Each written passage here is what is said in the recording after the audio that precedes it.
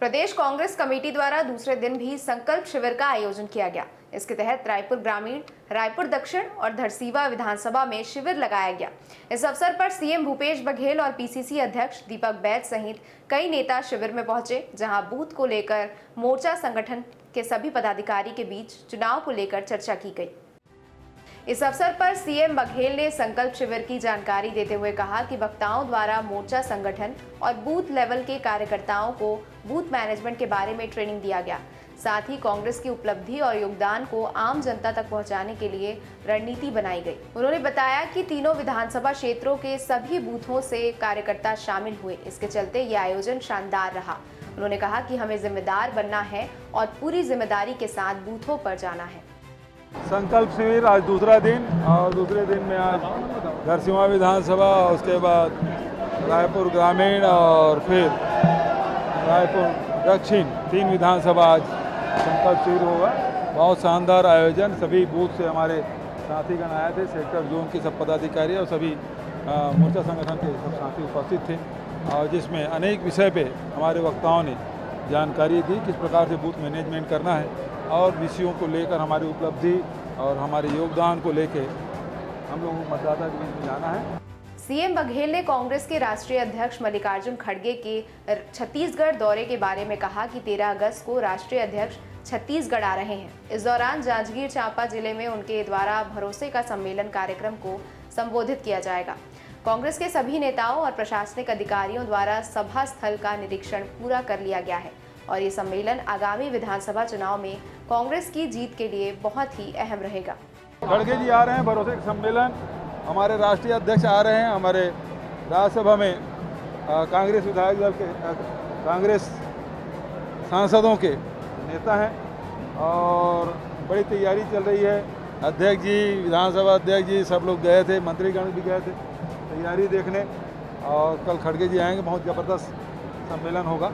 उन्होंने प्रदेश में हुए इंदिरा प्रियदर्शनी घोटाला मामले में कहा कि रमन सिंह और भाजपा के कार्यकाल में सन 2007 में एक बड़ा बैंक घोटाला हुआ था, जिसमें सभी हितग्राहियों का पैसा डूब गया था। वहीं प्रदेश में कांग्रेस की सरकार बनने के बाद इस मामले की फिर से जांच कराई जा रही है। कोर्ट के आदेश के बाद जांच में कई सही तथ्य सामने आ रहे हैं।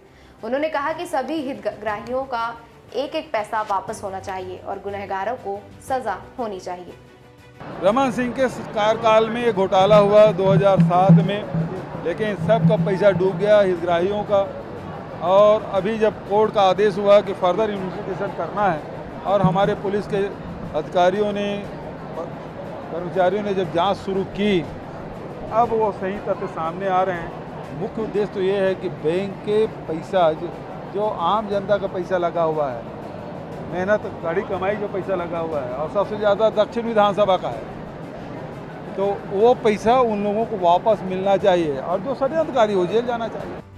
सीएम बघेल ने केंद्र द्वारा चावल खरीदी मामले में कहा कि पहले प्रदेश सरकार 30 लाख मीट्रिक टन चावल खरीदने के लिए केंद्र से फरियाद करती थी, लेकिन उनके द्वारा नहीं खरीदा जाता था।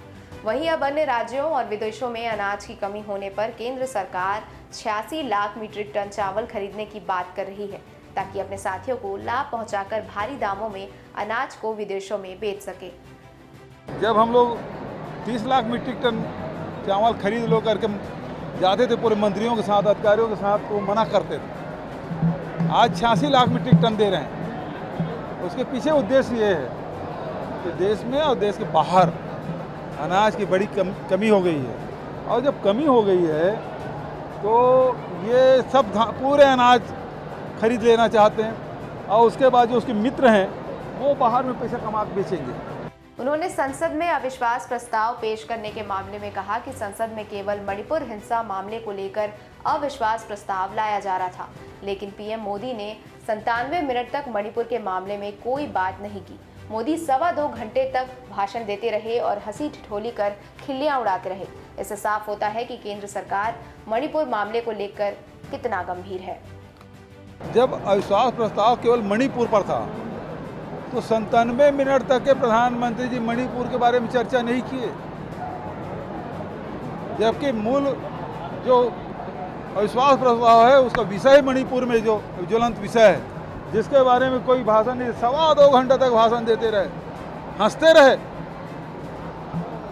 खिल्लियां उड़ाते रहे, लेकिन मणिपुर के बारे में एक शब्द नहीं बोला आप। सीएम बघेल ने पूर्व मंत्री एवं तत्कालीन भाजपा विधायक बृजमोहन अग्रवाल के बयान पर कटाक्ष करते हुए कहा कि हम आगे आगे चल रहे हैं और भाजपा पीछे पीछे। बृजमोहन अग्रवाल आजकल कुछ भी बोल रहे हैं। आने वाले चुनाव में बृजमोहन अग्रवाल अपनी हार स्वीकार कर चुके हैं, इसलिए वे बौखलाए हुए हैं। अब बृजमोहन जी तो आजकल कुछ भी बोल रहे हैं, असल में लगता है कुछ गड़बड़ हो रहा है ना। वो जो आसन्न चुनाव में अपनी हार देख रहे हैं और इस कारण से बौखलाए हुए हैं।